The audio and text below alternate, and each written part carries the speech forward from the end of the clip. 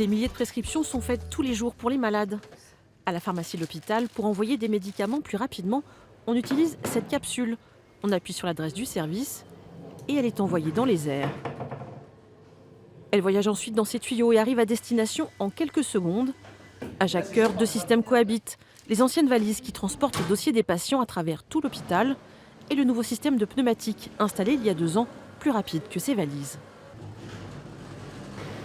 Là, on est sur une vingtaine de km/h. Les valises qui sont derrière moi, comme vous pouvez voir, on est à 3-4 km/h. Et au niveau fiabilité, là, on a un système mécanique. Donc, il y a quand même des mouvements mécaniques avec les rails, donc assez complexe. Alors que là, sur le pneumatique, on est sur un système simple de tuyaux collés d'un bout à l'autre, donc qui nécessite moins d'entretien et qui facilite le déplacement des cartouches. Rue de la Logistique, on croise aussi de drôles de machines. Des robots qui se déplacent tout seuls d'un service à l'autre.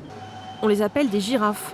Elles transportent de grandes armoires qui partent aussi de la pharmacie centrale. Quand on a préparé les médicaments pour les services, on vient les mettre dans l'armoire. Ça part avec les girafes, ça va monter directement dans les services. C'est quelque chose qui est pratique pour vous ?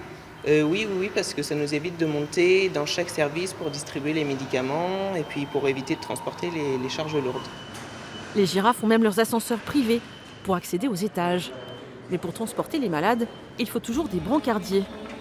Bienvenue à la régulation. Brancardage ? Joëlle a connu l'époque où elle recevait plus de 500 appels par jour, des appels stressants, source d'erreurs et de retard au bloc opératoire notamment.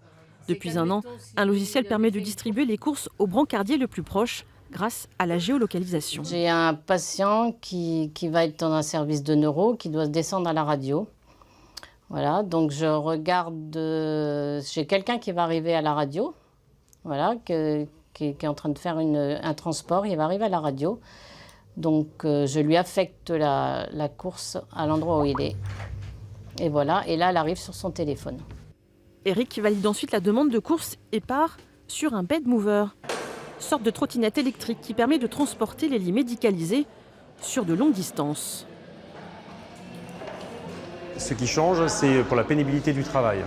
C'est-à-dire que maintenant, le brancardier ne pousse plus.